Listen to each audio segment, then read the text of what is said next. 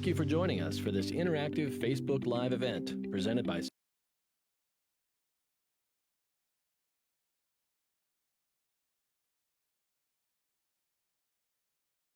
Thank you for joining us for this interactive Facebook Live event presented by Siteman Cancer Center based at Barnes Jewish Hospital and Washington University School of Medicine in St. Louis. Siteman is an international leader in cancer treatment, research, prevention, and education. Ranked among the top cancer centers by U.S. News and World Report, Siteman also is one of only a few U.S. cancer centers to receive the highest rating of exceptional from the National Cancer Institute. Welcome to today's Facebook Live. Thank you for joining us today for this interactive Facebook Live event sponsored by Siteman Cancer Center, which is based at Barnes Jewish Hospital and Washington University School of Medicine. Today we're discussing liver cancer, including advances in care, and we have joining with us our expert, Dr. William Chapman. We appreciate you being here. Thank you, Jim. Dr. Chapman leads the general surgery and transplant surgery teams here at WashU and Siteman, and he'll be sharing with us his knowledge of new advances in care as well as research. So during this live event, we would encourage our viewers who have questions to enter those in the comment section, and we'll have Dr. Chapman answer those in a little bit. So, of course, as we know, today's topic is liver cancer, but I kind of want to start at maybe a step before that, and if you could just generally describe what the liver is and how it functions. Sure, Jim. So, you know, the liver plays a very key role in maintaining the hormonal and nutritional status for patients, for us all. So, the liver does a couple of things that are key. One is processes nutrients. So blood flow from the intestinal tract goes to the liver first, where it's filtered. Key proteins are made. Hormonal agents are synthesized. Our glucose, our blood sugar. Homeostasis or keeping that normal occurs in the liver.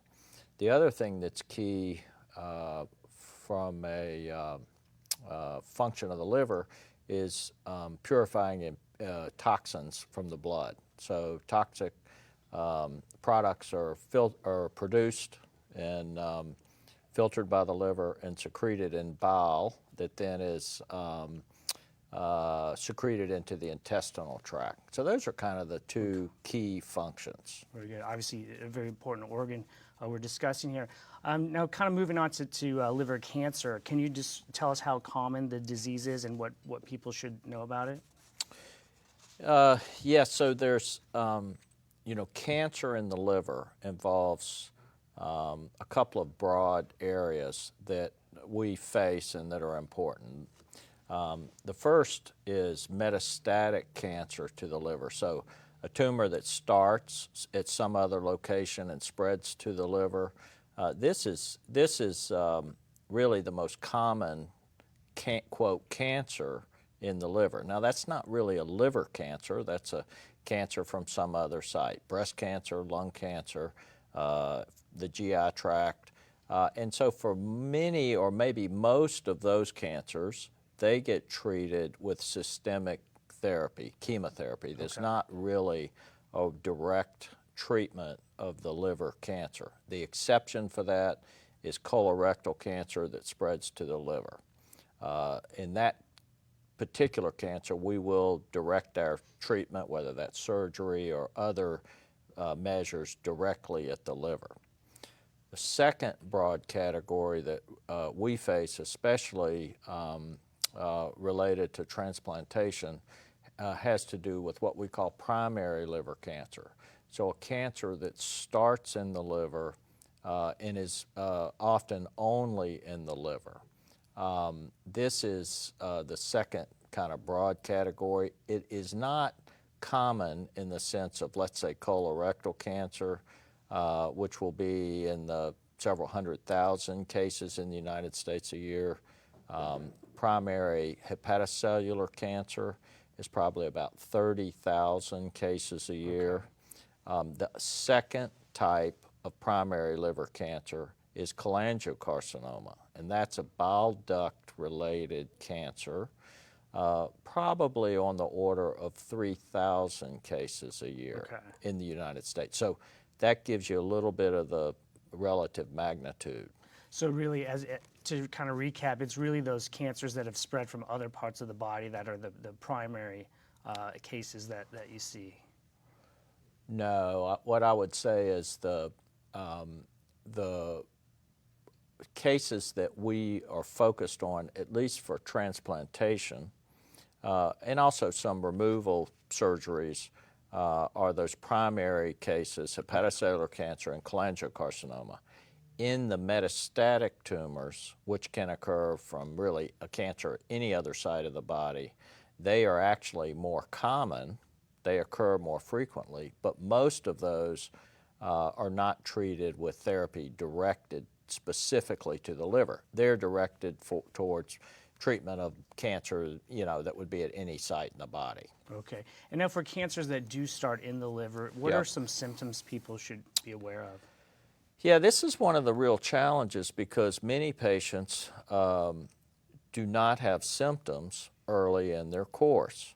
A common factor is that these cancers often can occur in association with some background liver problem. So hepatitis, fatty liver disease, there's some other conditions that can cause scarring in the liver, cirrhosis, some other problem. So often patients learn about that from routine blood tests. So they go for their annual physical, they have abnormal liver tests, and they lead to symptoms. They lead to screening and finding this. In other cases of liver cancer can present with patients becoming jaundiced, having some abdominal pain, especially right upper quadrant abdominal pain.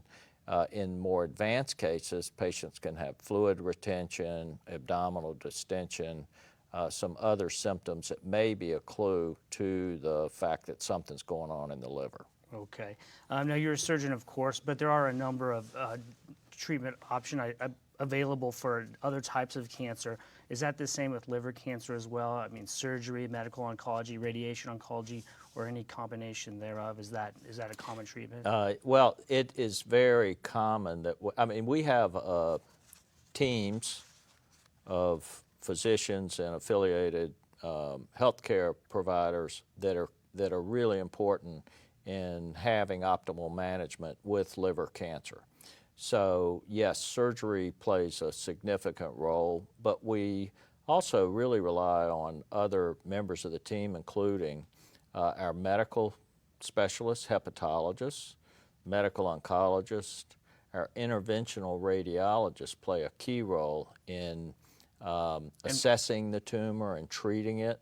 And so we work with our multiple teams in a multidisciplinary way to try to be sure we are achieving the best outcomes we can. I'd like to talk a little bit more about multidisciplinary care. We talk about it often here, but the truth is it isn't available in that many places. And can you talk about what happens here at WashU and at Siteman that really makes that possible for patients? Sure. So, this is critical in a complex area like liver cancer because, for most patients, no one single medical specialty is going to be able to take care of the problem. So, for example, for patients that have liver cancer, we will see patients on usually every Wednesday, and they're seen by a liver surgeon, a medical oncologist, with interventional radiologists available, hepatologists, and then the following day we meet as a group and review the imaging, talk about any of our complicated cases, and try to determine the best treatment recommendation. So that's kind of the strategy we use, and we're able to do this because of the special services we have here that, as you point out, really are not available many places. So a patient might have a primary physician treating him or her, but really there's a whole team of folks, maybe even behind the scenes that are part of that treatment plan as well. Exactly. So, we'll discuss usually about 20 cases in our multidisciplinary liver tumor conference every week. And those 20 cases come from, they'll come from 8 or 10 physicians who select their complex cases that really need to be considered by the whole team. So while the patient may only see a few of the individual providers, that we actually get input from many more specialties and specialists for each case. I imagine that's pretty reassuring for people who are in this situation. It is. Well, very good. Hey, I would like to remind our viewers that if you do have any questions for Dr. Chapman, please leave those in the comment section and we will answer them soon.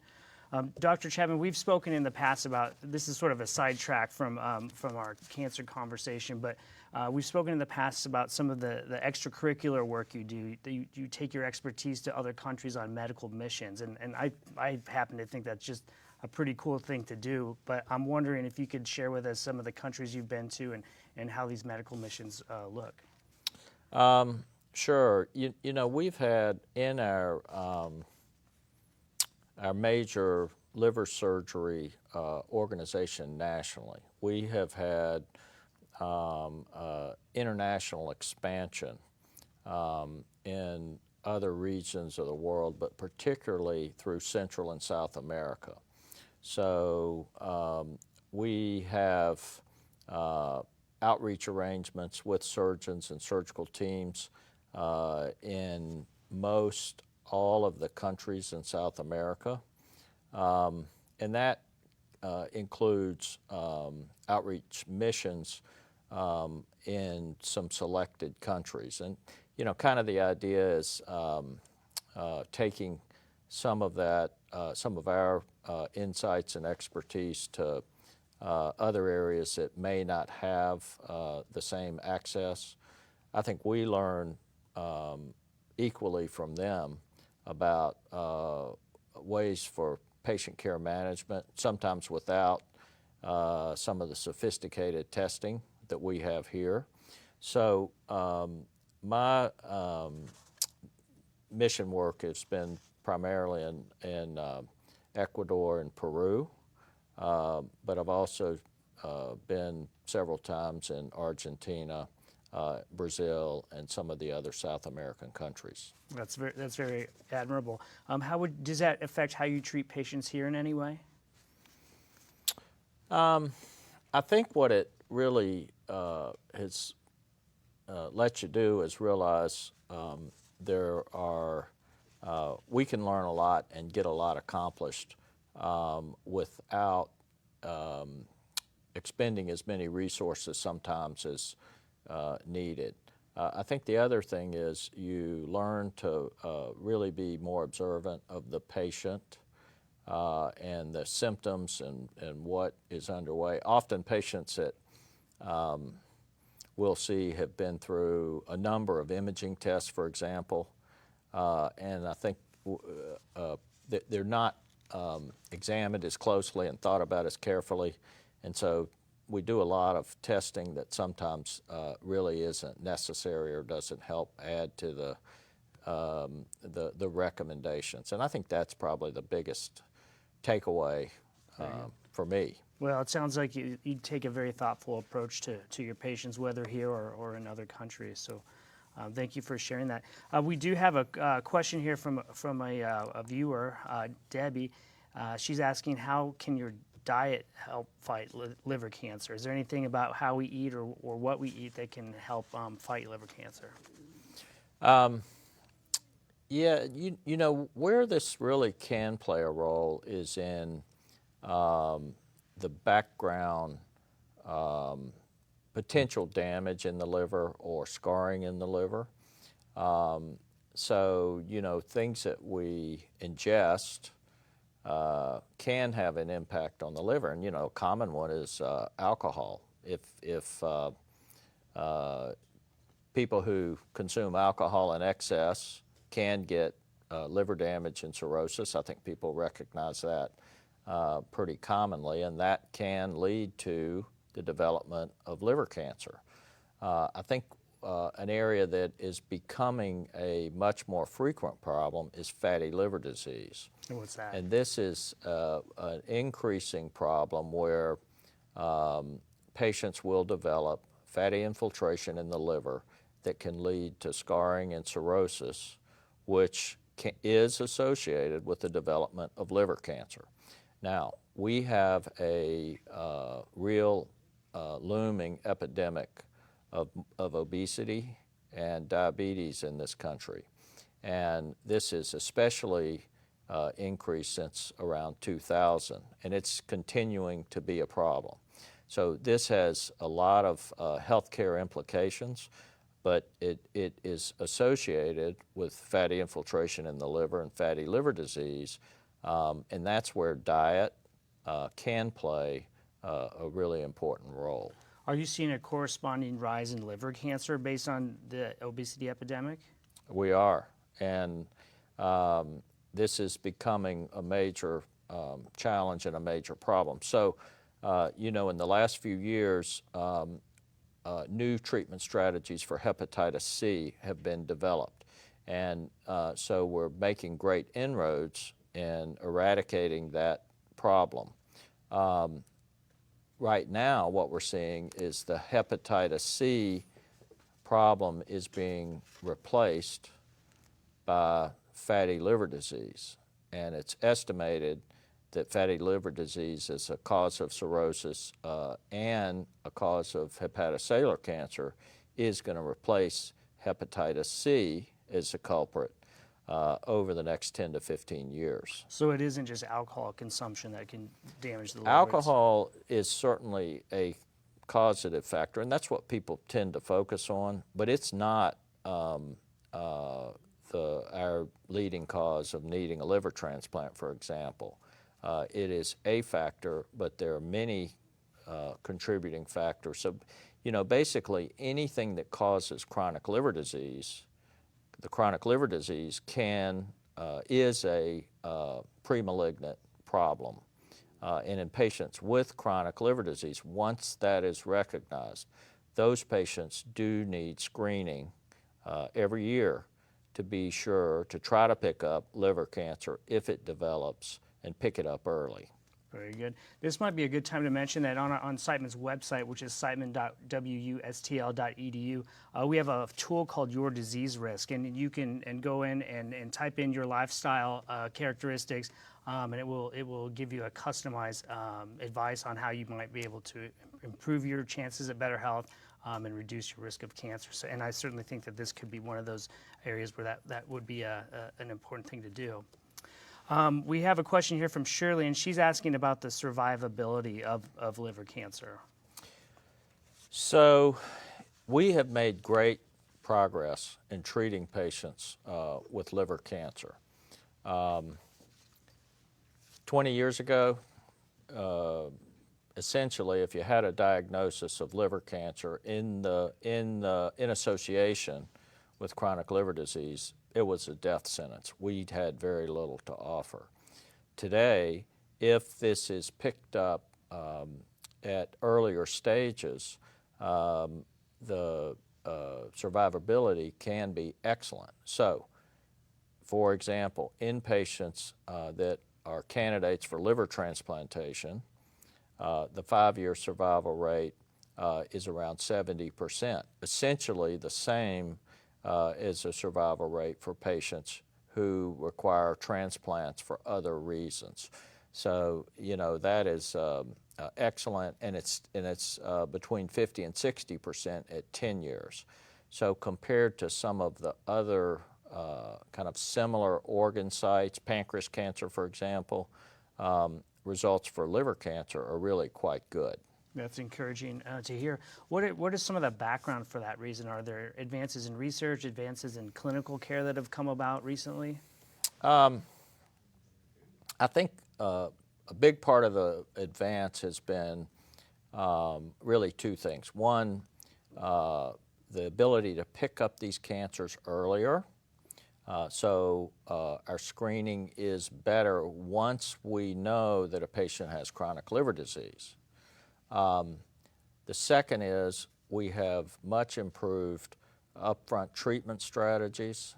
So once a patient is known to have liver cancer, for example, and cirrhosis, those patients get treated with regional therapy. So we target therapy to the tumor in the liver and keep it controlled, or what we would call downstage the tumor. And that seems to work very well in association with the ultimate treatment, which is transplant. And what does downstage mean? Downstaging means we have some patients who come in with a more, not an early cancer. Okay, so let's say a medium stage cancer. We would think about that as a tumor, let's say bigger than 5 centimeters. Which is about how big? Well, 2.5 centimeters is an inch. Okay, so it's 5 fairly centimeters is bigger than 2, in the 2 to 3 inch range or larger. Those tumors can be treated with targeted therapy. Tumors shrink and undergo necrosis or killing.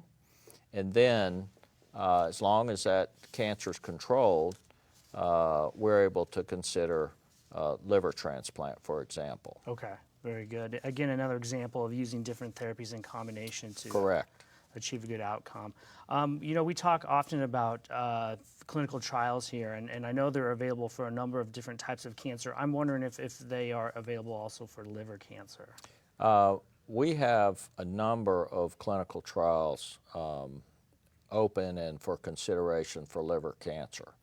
And these involve our regional treatment strategies that I mentioned a few minutes ago. What's the best strategy? What type of targeting are we considering? That's one of the things we look into. We have some novel immunotherapies that we consider for liver cancer. Our medical oncologists will spearhead those trials. And immunotherapies help the body fight cancer, is that? They help the body fight cancer. Okay. And so we have some immunotherapy trials open. We also have trials open for a related area, the transplant area.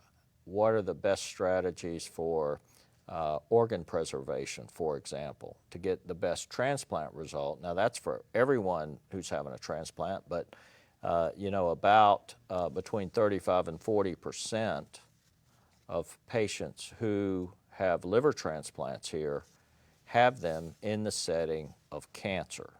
So for liver cancer, this makes up a major part of our transplant programs. It certainly is not a one-size-fits-all approach. Correct. Very good. We have a question here from Brett, who's a liver transplant patient from 2016. He's asking if he should be checked occasionally for liver cancer. So that would depend a little bit. So in patients who have their transplant for liver cancer, in other words, that was present at the time of the first transplant, we will follow those patients with surveillance imaging, initially at 6 months and then every 6 to 12 months thereafter. The recurrence rates in that setting here are 10% or less. So it's really quite low, but it's not zero, so we need to keep up with those patients. In patients who have a liver transplant for some other reason, they should not be at increased risk of liver cancer. So we don't routinely get surveillance as long as their new liver is working well. Very good. Thank you for that answer. We have a question here from Barbara who's asking, is there any surgery for bile duct cancer? Great question. So bile duct cancer, again, it occurs at about 1/10 the rate of hepatocellular cancer, but it's an important and can be difficult to treat cancer. we have two strategies. One is standard liver resection or partial liver removal. You know, the liver's really the only organ in the body that regenerates, allowing us to take out up to 70% of the normal liver. That's in the normal liver setting. The second strategy that we will consider on a much more limited basis is liver transplant, and that's in patients who have a cholangiocarcinoma restricted to the liver. And would you tell us what that is? It's a rare cancer. It's a bile duct cancer. Okay, thank you. Bile duct starts in the bile duct, and when that is not removable for some reason, like vessel involvement, with careful screening, we will consider liver transplantation in that setting, but only in combination with some upfront treatments. So patients get chemotherapy and targeted radiation and then undergo transplantation. And we found that if we use that combination, we've had excellent results. So not a common reason, a common indication, but it is something important in our program and for our patients. Very good. Can you talk about what sort of advances you see on the horizon? Maybe they're not part of the treatment regimens yet, but you foresee them advancing care in the near future. Yeah, it's, you know, the advancements in this area are occurring pretty rapidly. And I would expect they're going to continue across a number of fronts. So our ability to detect liver cancer should improve. We had some screening tests, blood tests that have great promise for picking it up earlier. Second, once we've identified liver cancer, new targeted therapies should help provide some treatment options that we don't have today. And what are targeted therapies? So targeted therapies are, you know, we can perform mutational analysis of either tumors, the tumor that's been biopsied, or in some situations even from blood, to look for mutations in the tumor that might be able to be targeted for special therapy based on an individual patient's individual tumor, a mutation. Drive the cancer. A genetic mutation that's driving that cancer. And if you can find the right key to that lock, then you could have some beneficial effect right up front. Secondly, our transplant results have improved dramatically, as well as our liver resection results. So, you know, we're able to take care of more complicated tumors with better results. And I think that combination is going to help us a lot in the future. Very good. We do have a few more questions here from viewers. Catherine is asking, says that she has a family member who has fatty liver disease. Can this turn into cancer? And what are some of the symptoms of liver cancer, she's asking? Yeah, so as I mentioned earlier, fatty liver disease can lead to cirrhosis, and that is a premalignant problem. So it is something that you want to have looked into if you can. So a patient with known fatty liver disease ought to see a hepatologist, a medical liver specialist, to look into strategies to eliminate or reduce that condition. And that can be reversible. So that's kind of the best strategy. Now, once you have a background liver problem, especially if there's cirrhosis, fibrosis or cirrhosis, patients need annual screening to look for the possibility of liver cancer, to pick it up early. Okay. Now, cirrhosis, is that a hardening of the organ? Cirrhosis is a condition where there is increased fibrosis in the liver, leads to scarring and nodule formation. And it's the inflammation, it's the inflammatory response that accompanies that scarring and fibrosis that's thought to be the trigger for the development of cancer. Very good. Here's kind of a follow-up question from another viewer. Kathy is asking if cirrhosis of the liver is cancer, and if not, what is it? And we've sort of... Yeah, it's not, cirrhosis is not cancer. So cirrhosis is the condition where the liver has developed this pretty intense fibrosis. There are nodules that form. The liver tries to regenerate in the setting where there's this increased fibrosis. So it's not cancer. It is a precursor, and it can lead to cancer. That's kind of the key. Okay, very good. We do have another question about radiation therapy from patients, and she's asking if it is a good therapy to get rid of tumors. So we use radiation, and the radiation therapists are a key part of our multidisciplinary conference.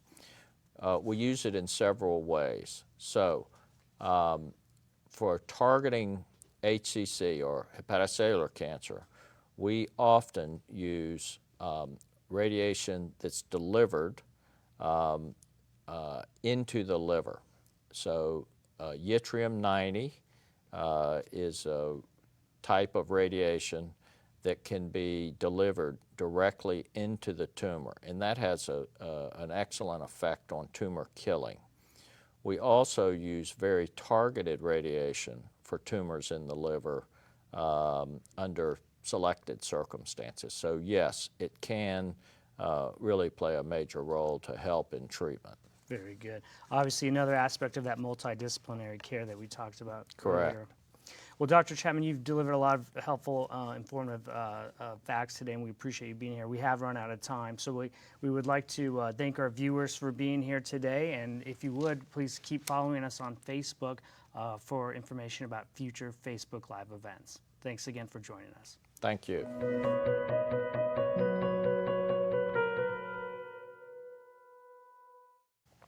Nice. Thank you for joining us.